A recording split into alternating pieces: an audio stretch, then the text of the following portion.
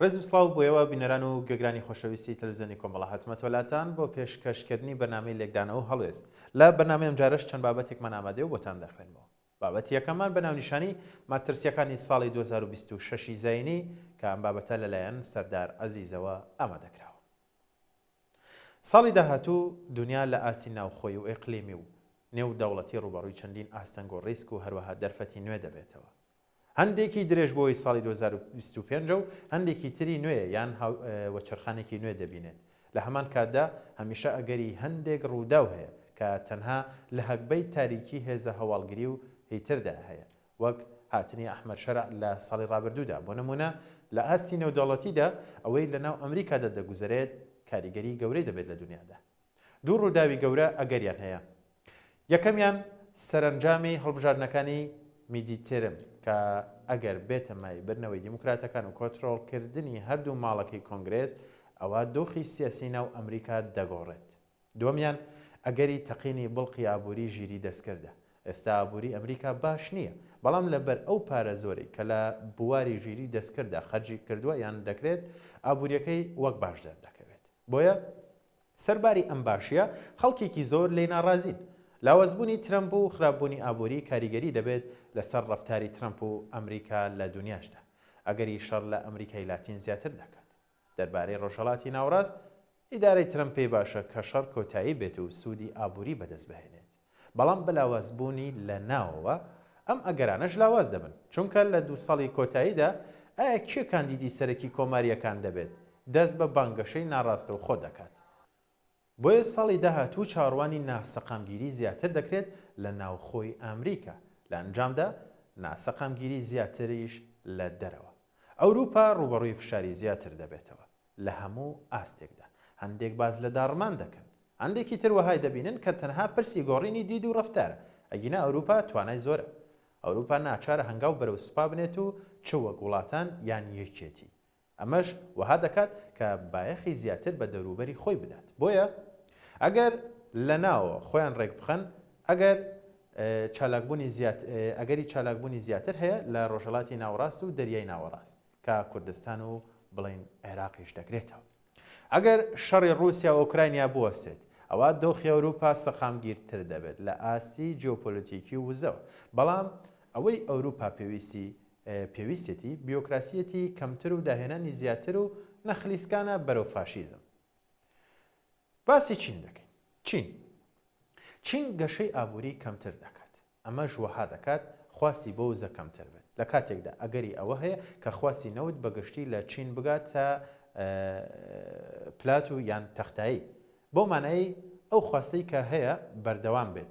بە ئەگەری زۆرەوە لە ساڵی 2027 زاینی خواستی نەوت لە چین بەرەو کەمی دەڕوات. ئەمەش کاریگەری زۆری هەیە لەسەر ئابووری ئەتوانم بڵین عێراق یان ئێران. چین لەناوە زیاتر سەرکوت دەکات، بەرەو ناسیۆنالیزمی زیاتر دەڕوات، بە تایبەتی کاتێک لە ئاستی ئابووری و دیموگرافی و جیۆپۆلیتیکی بەرەو لاوازی دەڕوات. چین بەهۆی ڕێگری تاریفیەوە زیاتر ڕوو دەکاتە وڵاتانی باشووری گۆی زەوی، لە نێویانیاندا بڵێن وڵاتانی ڕۆژهەڵاتی ناوەڕاست بۆ ساختکردنەوەی کاڵاکانی. لە سووریا زیاتر چالاک دەبێت. لە ڕۆژهەڵاتی ناوەڕاست ترسی دەستپێکردنەوەی شەڕی ئیسرائیل و ئێران گەورەتری نەگرە.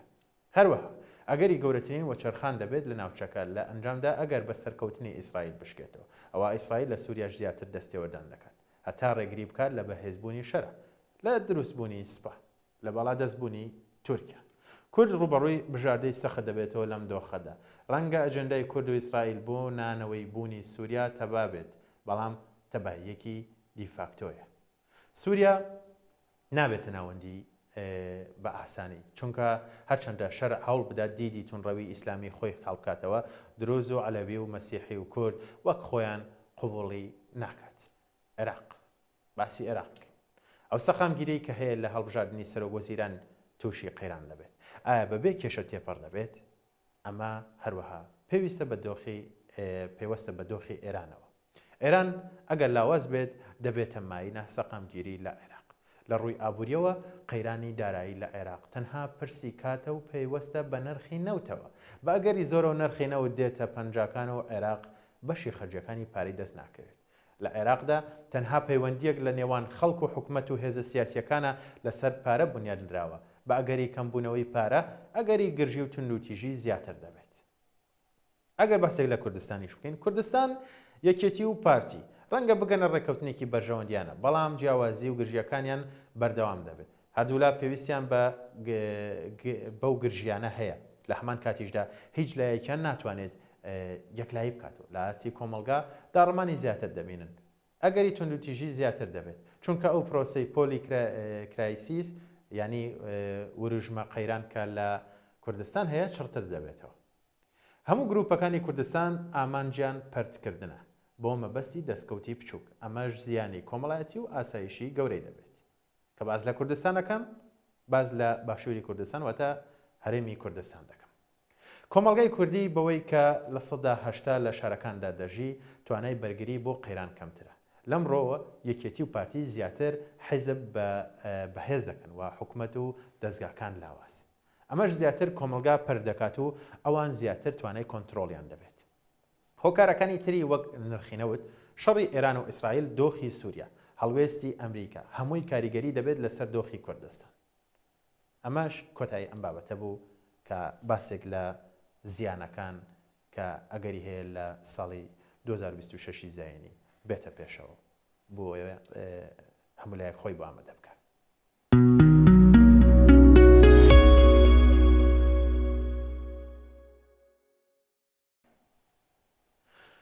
بابەتی دووەممان بەناونیشانی ڕووداوی شوێنی کار، تاوانی خاوەنکارە.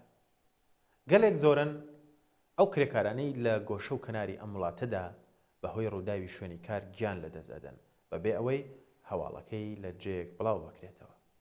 لە حاڵێکدا کە بەپێی قاعدە دەبێ گەشەی تەکنۆلۆژی و بەکارهێنانی ئامراز و کەرەسەی پێشکەوت و باشتربوونی ستانداردی ئیمەنی شوێنی کاری بە شوێنەوە بێت.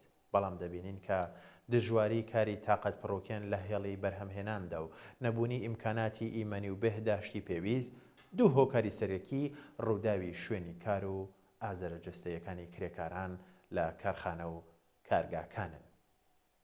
هەوای شوێنی کار گەلێک ناپاکە و ساڵۆنەکانی کار بۆ تەسویە و خاوێنکردنەوەی هەوا دەستگای تەهوێی گونجاویان نییە.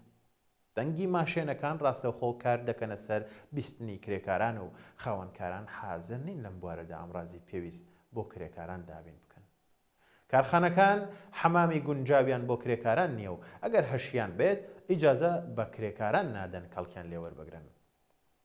پشکنین و چاودێری پزیشکی بەڕێک و پێکی بەڕێوە ناچن. پشکنینی ساڵانەش بە شێوەیەکی بە تەواوی فۆرماڵ ئەنجام دەدرێت. لە خوارەوە بوونی حەقدەستی کرێکاران و نەدرانی لە کاتی خۆیدا یەکێک لە هۆکارە سەرەکیەکانی چوونە سەرەوەی ڕووداوی شوێنی کارن. ئیسافەکاری و شەوکاری و ماندووبوون بەهۆی درێژماوە بوونی سەعاتی کار جەستە و دەرونی کرێکاران ماندوو دەکات. نەبوونی ئەمنیەتی پیشەیی، نیگەرانی بەردەوام سەبارەت بە دەرکران و کابوسی بێکاری، نەبوونی سەرپەنا و یان کرێماڵی قورس لە پەڵگوشار و بێبەشیەکانی تردا بە چەشنێک هۆش و حەواسی کرێکاران لە کاتی کاردا بە خۆیانەوە خەریک دەکەن کە بارودۆخەکە بۆ ڕوودانی ڕوودا و ڕۆژ لەگەڵ ڕۆژ ئامادەتر دەبێت.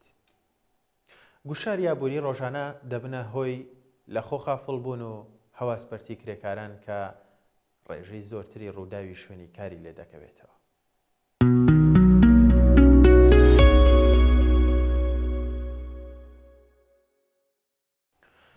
زیاتر لە نیوەی سەرجەم کرێکارانی ئێران لە کارگا بچووکەکانی ژێردەکەسیدا کار دەکەن.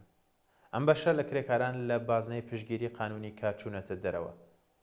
لەم کارگایانەدا هیچ جۆرە قاعیدەیەکی ئیمەنی پەیڕەو ناکرێت.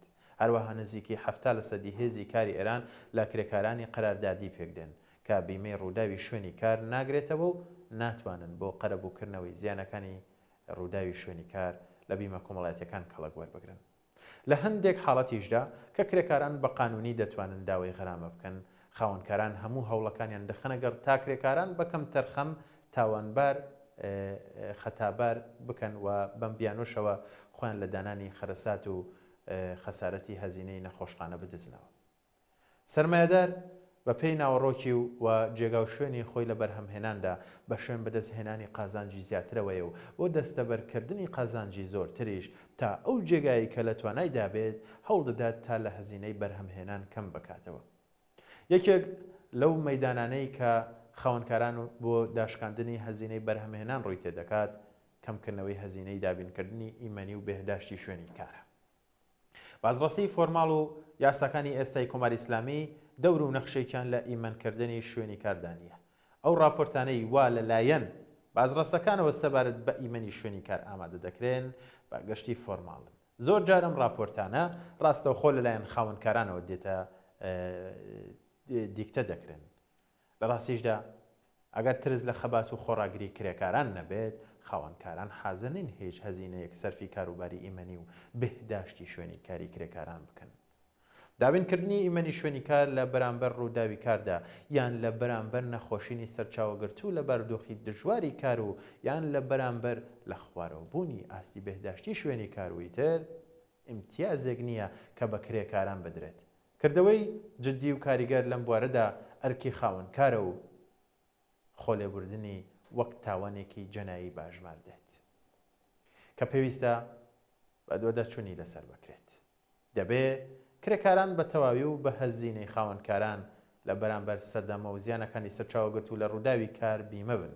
هیچ بەشێک لە چینی کرێکار بە هیچ بیانوێک نابێت بکەوێتە دەرەوەی بازنەی بەهرەمەندبوون لە بیمەی بەتەواوەتی بێکاری و بیمەی ڕووداوی شوێنی کار. ئەرکی خاوەنکار ئەمنیەت و بەهداشتی شوێنی کار دابین بکات.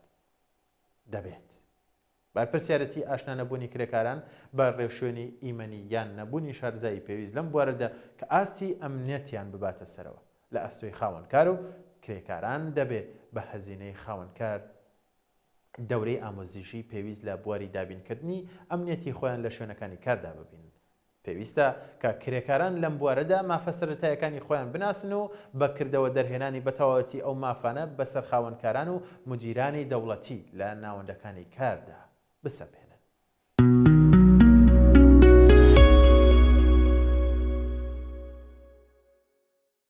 بەڵێ بینەرانی خۆشەویست ئەمەش بابەتەکانی ئەم جارەی بەرنامەی لێکدانەوە هەڵوێست بوو. تا ئامادەکردنی چەند بابەتێک و خوێندنەوەی بۆ ئێوەی خۆشەویست لە بەرنامەیەکی ترمانە کاتێکی خۆش بۆ هەموو لایەک.